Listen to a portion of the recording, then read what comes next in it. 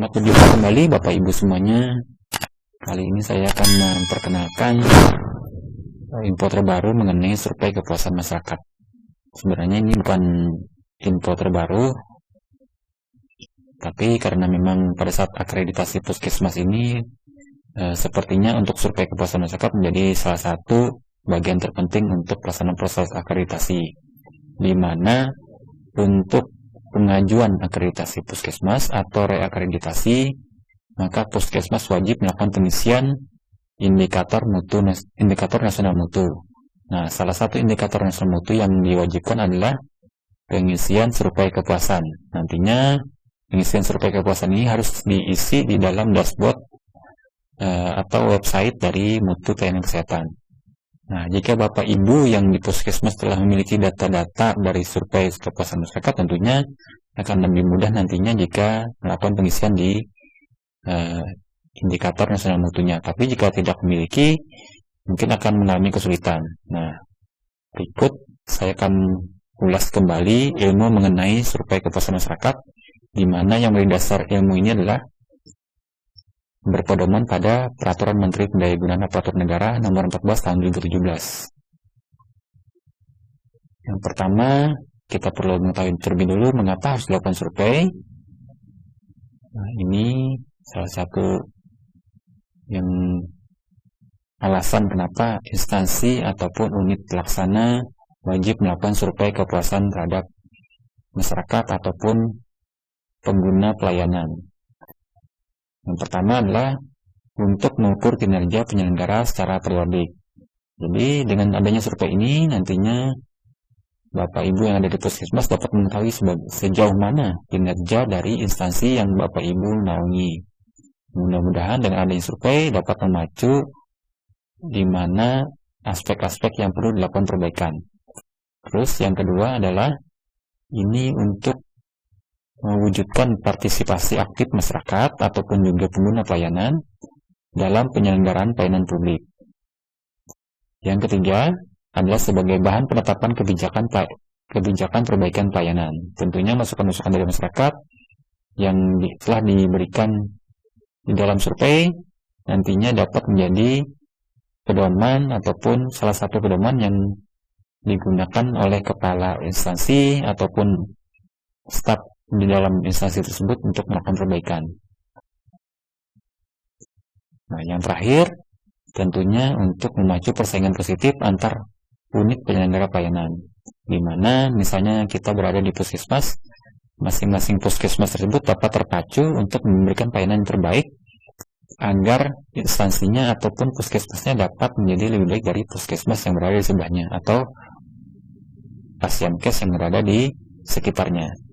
Sehingga diharapkan dengan adanya kinerja yang terbaik tersebut, pengguna pelayanan dapat tertarik ke fasilitas yang ada di tempat Bapak Ibu sekalian. Nah, ini yang menjadi dasar dari survei kepuasan masyarakat, pasal-pasal yang mendasari ataupun penjelasan-penjelasan mengenai survei kepuasan masyarakat, di mana untuk survei kepuasan masyarakat tersebut dilakukan minimal 1 kali dalam setahun.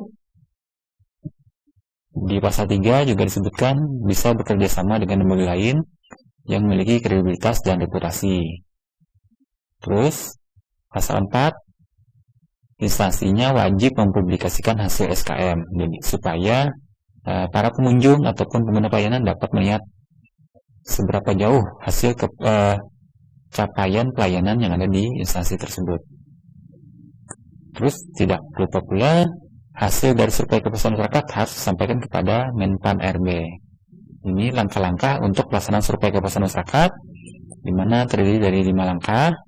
Persiapan untuk tahap pertama, tahap keduanya pengumpulan data, tahap ketiga pengolahan data, tahap keempat analisis hasil atau evaluasi hasil, tahap kelima pelaporan dan publikasi. Kita bahas satu persatu secara singkat. Mudah-mudahan nanti dapat lebih jelas.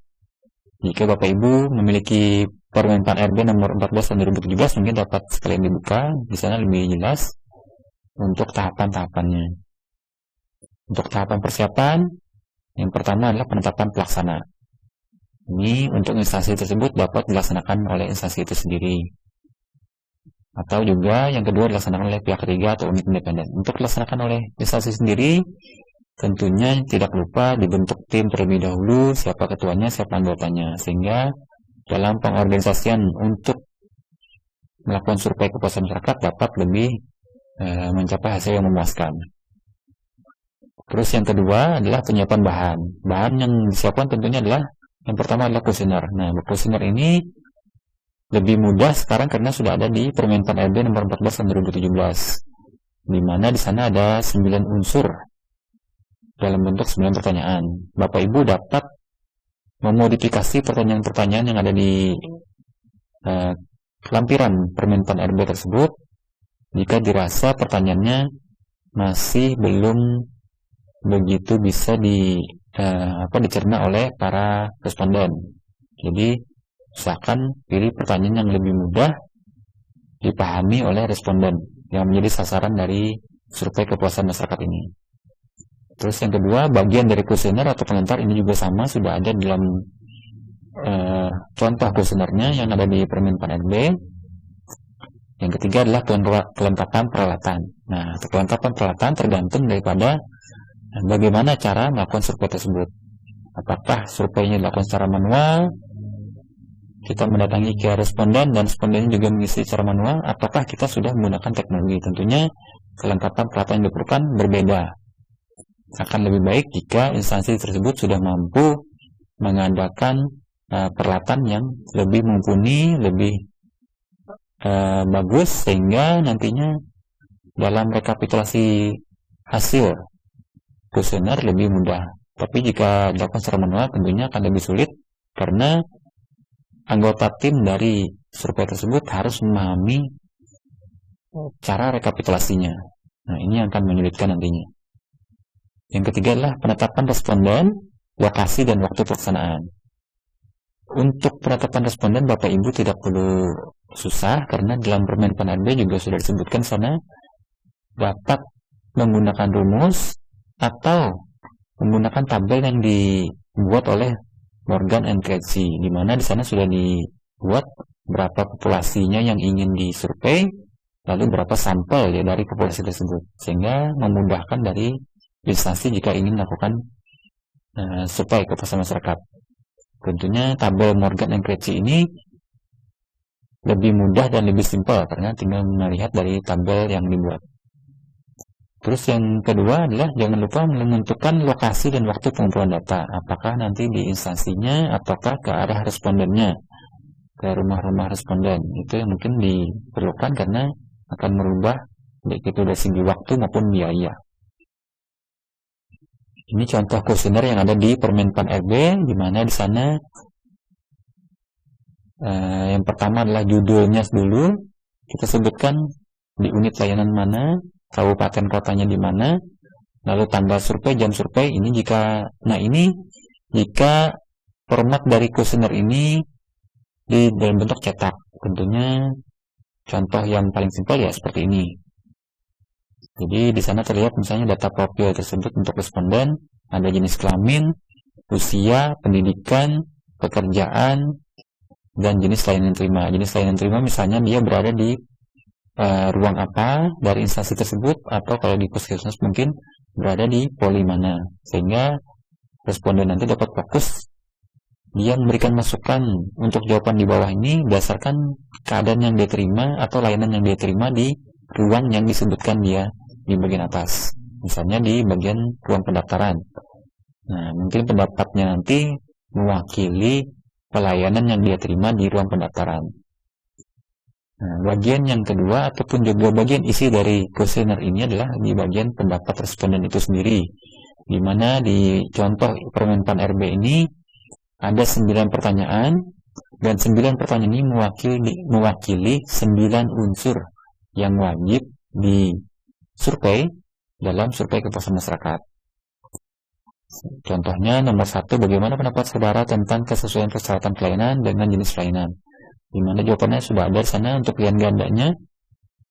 Untuk A tidak sesuai, B kurang sesuai, C sesuai, D sangat sesuai, dan demikian seterusnya. Nah, ini di bagian samping itu ada interpretasinya, nilainya untuk tidak sesuai misalnya 1, kurang sesuai nanti 2, sesuai 3, sangat sesuai 4. Ini gunanya untuk tim survei kepuasan masyarakat untuk melakukan interpretasi dan rekapitulasi hasil.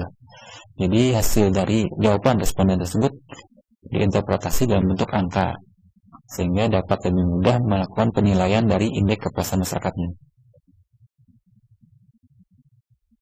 Nah, yang ini cara Bapak Ibu yang ada di instansi pemerintah ataupun instansi swasta jika ingin melakukan survei kepuasan masyarakat dapat dengan lebih mudah menentukan sampel menggunakan tabel Morgan and Crutchy, di mana di sini misalnya kita contohkan untuk populasi yang ada 10 orang, sampelnya wajib 10.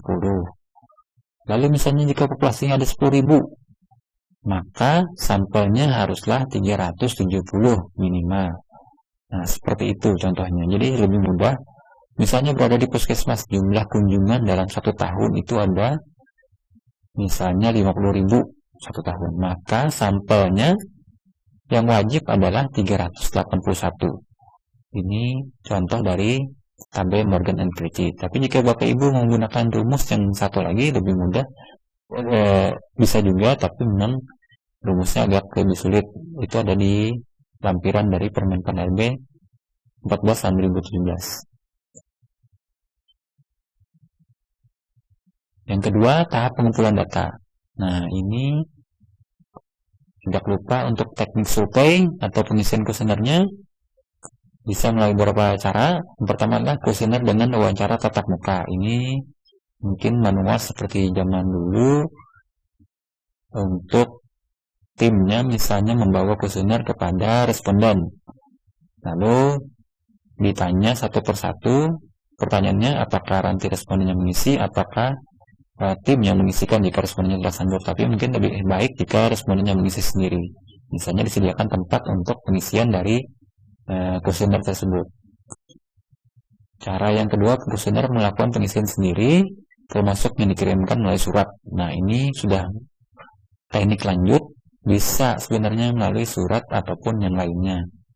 Misalnya dikirimkan ke rumah-rumah responden melalui petugas kesehatan yang berada di dekat responden tersebut. Cara yang ketiga adalah kuesioner elektronik. Nah, ini yang atau disebut juga e-survey. Ini yang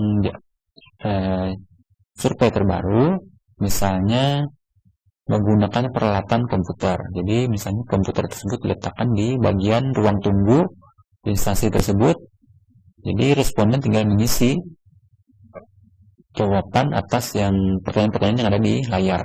Ini tentunya lebih mudah jika sudah ada peralatan ataupun instansi mampu mengadakan peralatan tersebut. Terus yang teknik yang keempat adalah diskusi kelompok terfokus. Ini mungkin lebih sulit. Cara yang kelima adalah wawancara tidak terstruktur melalui wawancara mendalam. Ini beberapa teknik survei yang bisa dilakukan oleh tim untuk survei kepuasan. Selanjutnya, pengolahan data. Interpretasi dari jawaban kuesioner nantinya diolah oleh tim survei kepuasan. Misalnya untuk pertanyaan nomor 3 ini saya coba buat dari jawaban A, B, C, D. Nanti yang jawaban A adalah interpretasinya nilainya 1. Sementara untuk jawaban B, interpretasinya nilainya 2. Untuk jawaban C, interpretasi nilainya 3. Untuk D, interpretasi nilainya 4. Demikian seterusnya sama untuk pertanyaan 1 sampai 9 yang lainnya ataupun lebih sama. Jadi A, B, C, D tersebut mewakili 1 sampai 4. Masih dalam pengolahan data, ini adalah tabel yang dibuat oleh tim survei jika misalnya melakukan survei untuk 3 responden. Ini contohnya adalah 3 responden sudah saya isi. Misalnya U1 sampai U9 itu mewakili dari pertanyaan nomor 1 sampai pertanyaan nomor 9. Jadi sudah diisi misalnya pertanyaan untuk responden nomor 1 di unsur pertama atau pertanyaan pertama dia menjawab B. Jadi interpretasinya adalah nilainya 2. Lalu pertanyaan yang kedua atau U2, responden nomor 1 menjawab C, sehingga interpretasinya adalah 3. Demikian seterusnya. Nah, jika telah dibuat rekapitulasi dari 3 responden tersebut, atau rekapitulasi semua pertanyaan, jawaban dari pertanyaan yang ada, lalu kita buat jumlahnya berdasarkan komponen-komponen yang harus kita isi. Misalnya di sini ada 4 komponen. Yang pertama adalah jumlah nilai per unsur. Jadi kita jumlah untuk unsur nomor 1, jumlah nilai per unsur adalah pertanyaan pertama sampai responden nomor 3, responden 1 sampai responden nomor 3 yang menjawab di pertanyaan nomor 1, berapakah jumlah nilainya. Lalu dijumlahlah, misalnya di sini nilainya ada 8. Lalu unsur yang kedua, berapakah jumlah nilai dari responden yang menjawab responden nomor 1 sampai responden terakhir. Jadi di sini nilainya adalah 10. Nah, sampai diisi semua, lalu dijumlah pada bagian akhir berapa jumlah nilai per unsur totalnya. Jika sudah didapat ini, lalu kita lanjut ke komponen yang kedua yang harus kita cari adalah nilai rata-rata per unsur. Nilai rata-rata per unsur rumusnya adalah jumlah nilai per unsur dibagi jumlah kuesioner yang terisi. Karena di sini ada 3 kuesioner, maka jumlah 8 tadi misalnya untuk unsur nomor 1 dibagi 3. Jadi kuesionernya terisi 3 orang dibagi 3. Jika nanti ada 370, maka jumlah nilai per unsur dibagi jumlah 3 responden yang mengisi kuesioner, jadi 370, misalnya seperti itu. Jika sudah seperti ini, lalu kita jumlah pada bagian ujung nilainya berapa. Misalnya di sini 28. Komponen yang ketiga harus kita cari adalah nilai rata-rata tertimbang, atau untuk rumusnya di sini adalah nilai rata-rata dikali 0,111. 0,111 didapatkan dari 1/9. Jadi pertanyaan 1 sampai, karena ada 9 pertanyaan, jadi kita cari per unsur, maka 1/9. Jika 1 dibagi 9, nilainya adalah 0,111. Nah, jadi berdasarkan hasil NRR di atas dikalilah, misalnya unsur nomor 1 tersebut 8/3 dikali 0,111. Jadi ini berlaku sama untuk semua unsur yang lainnya. Semua pertanyaannya seperti ini. Jika telah didapat, lalu dijumlah lagi pada bagian akhir. Misalnya pada di sini, pada tabel ini terlihat NRR tertimbangnya jumlah totalnya adalah 3,108. Lalu komponen keempat atau yang terakhir adalah nilai IKM-nya sendiri. Nilai IKM itu didapatkan dari NRR tertimbang dikali 25. Jadi misalnya di sini nilai total NRR-nya adalah 3,108 dikali 25, maka dapatkan angka 77,7. Nah, inilah nilai IKM yang didapatkan oleh instansi Bapak Ibu jika pengisiannya seperti dalam tabel itu 3 responden ini. Seperti ini, nilainya 77,7. Ini nilai konversinya saja. Misalnya tadi nilai IKM-nya 77,7, maka kita lihat pada bagian nilai interval konversi 77 berada pada rentang 76,61 sampai 88,30, maka berada pada nilai multiply non B, atau disebut juga nilainya baik. Jadi untuk yang tabel sebelumnya itu nilainya adalah baik. Nilai inilah yang nantinya akan ditempel di tempat Bapak Ibu semua. Nah, seperti ini publikasi hasil survei yang terakhir. Jadi model publikasi untuk hasil survei sendiri itu sudah diatur dalam Permenpan RB. Contoh tabel penulisannya seperti ini. Jadi misalnya tadi nilai tabel IKM-nya adalah 77, maka di sini diubah menjadi 77, nilainya apa? Misalnya nilainya baik. Jadi kita tulis seperti itu. Lalu kita sebutkan di sini nama layanannya. Misalnya dia per unit atau langsung per ruangan, silahkan disebutkan. Berapa respondennya, terdiri dari apa saja, misalnya laki-laki sekian orang, perempuan sekian orang, pendidikan sekian orang. Ini dapat Bapak Ibu lihat di pendarikatan. Lalu periode surveinya, lihat tanggal pertama dilakukan survei sampai tanggal terakhir survei. Ini dicantumkan juga. Lalu kalimatnya di bawahnya seperti ini untuk ucapan terima kasih. Nah, mudah-mudahan dengan ditempelnya ini pada bagian ruang terbuka atau ruang yang lebih banyak pengunjung dari instansi Bapak Ibu dapat melihat hasil dari survei kepuasan masyarakat yang ada di instansi tersebut, sehingga mereka dapat membandingkan apakah memang benar hasil survei kepuasan ini dengan pelayanan yang mereka terima. Jika tidak sesuai, mungkin mereka dapat memberikan masukan kembali. Tentunya hal ini akan memacu pengunjung atau pengguna pelayanan untuk melakukan survei, sehingga memacu Bapak Ibu semuanya untuk memberikan pelayanan terbaik agar indeks kepuasannya dapat meningkat ke arah yang lebih baik. Demikian untuk awal dari penjelasan survei kepuasan masyarakat. Berikutnya kita masuk ke contoh inovasi ataupun kreasi cara melakukan survei kepuasan masyarakat menggunakan aplikasi sederhana, yaitu aplikasi Android, di mana aplikasi ini dapat diinstal sebagaimana aplikasi Android lainnya di handphone Bapak Ibu atau handphone responden, dan responden dapat mengisi melalui HP-nya. Atau jika aplikasi tersebut ada di Bapak Ibu semua yang memiliki perangkat elektronik, misalnya komputer, dapat dipasang di area depan atau area ruang tunggu, lalu masukkan di sana aplikasi tersebut sehingga dapat diakses oleh responden. Atau juga misalnya melalui sistem barcode atau QR code, nanti QR code-nya kita tempel di bagian ruang tunggu, sehingga bagi responden yang memiliki gadget yang sudah bisa melakukan scan terhadap QR code tersebut dapat langsung melakukan scan, sehingga nantinya responden dapat langsung menuju link untuk download aplikasi surveinya. Atau cara yang lain adalah melalui link dari survei tersebut. Ini beberapa cara yang dapat dilakukan. Tentunya kreasi dari survei kepuasan masyarakat ini dapat lebih memberikan nilai tambah bagi instansi Bapak Ibu bahwa instansinya memang sungguh-sungguh melakukan survei kepuasan masyarakat.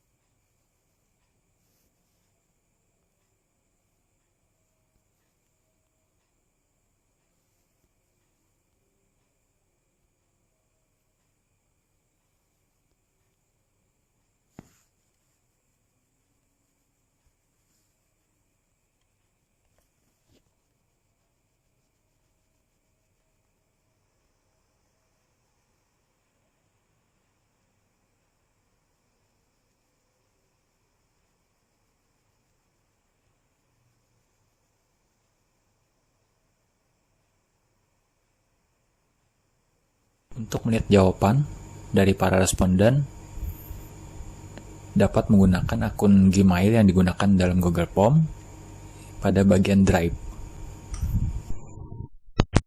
Pertama-tama yang dapat Bapak Ibu lakukan adalah membuka akun Gmail yang digunakan untuk membuat Google Form, di mana Google Form nanti akan dibuat dalam bentuk aplikasi Android. Nah, jika telah terbuka akun Gmail-nya, lalu buka akun Drive pada Gmail tersebut.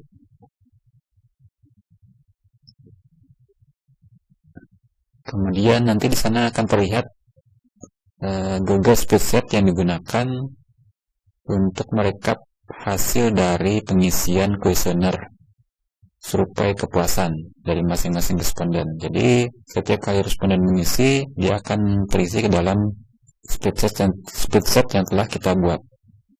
Seperti yang tampil pada saat ini Google Spreadsheet-nya.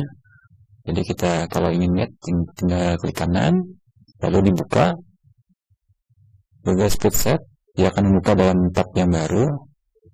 Nah, ini contoh tampilan Google Spreadsheet-nya, di mana di sini telah terisi sekitar 11 responden yang telah melakukan pengisian. Jadi tampilannya seperti ini. Ini jika dia mengisi data dasar, tanggal survei, jenis kelamin, usia, pendidikan, pekerjaan, ruang pelayanan, lalu masuk ke unsur pertanyaan masing-masing, di mana unsur pertanyaannya ada 9. Ada 9 pertanyaan yang mewakili 9 unsur, sebagaimana yang ada di Permenpan 14 tahun 2017. Nah, karena pertanyaannya berupa sudah dikonversi dalam bentuk angka, maka masuknya pun sudah dalam bentuk angka, sehingga lebih mudah kita merekapitulasi.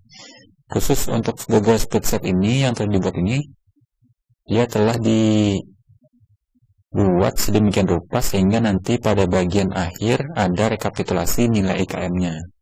Nah, untuk Google Spreadsheet ini saya buat untuk 370 responden. Jadi kalau kita lihat dari Permenpan RB, itu 370 sampel ini atau 370 responden itu adalah untuk populasi berjumlah 10.000. Jadi misalnya di instansi Bapak Ibu, misalnya di puskesmas, itu jumlah populasinya atau jumlah kunjungannya dalam 1 tahun misalnya ada 10.000 orang, berarti jumlah sampelnya dalam 1 tahun harusnya minimal 370 jika kita menggunakan rumus Morgan-Cressy.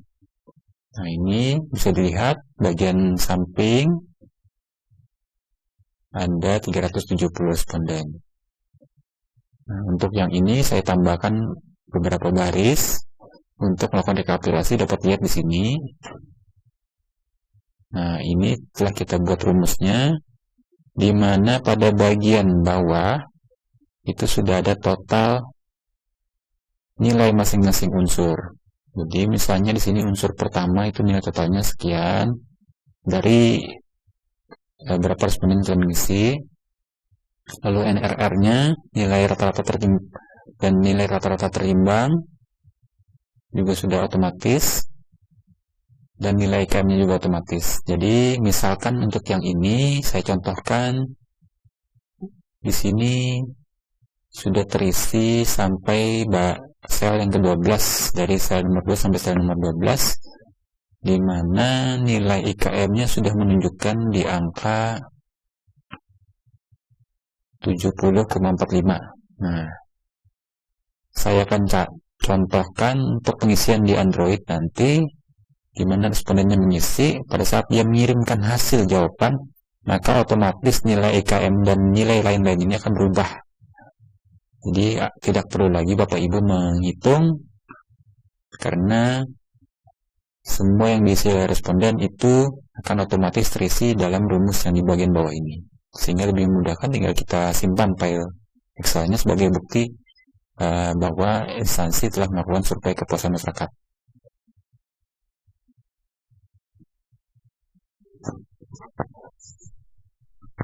Pada saat responden mengirimkan hasil jawaban, maka angka pada Google Spreadsheet juga otomatis berubah.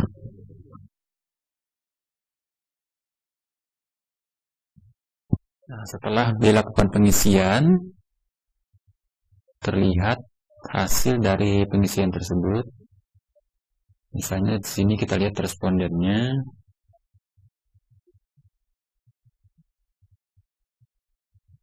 Yang nomor 13 itu sudah terisi otomatis. Demikian juga semua unsur dari semua pertanyaan sudah terisi. Dan di bagian IKM-nya pun otomatis bertambah menyesuaikan dari isian responden. Demikian contohnya.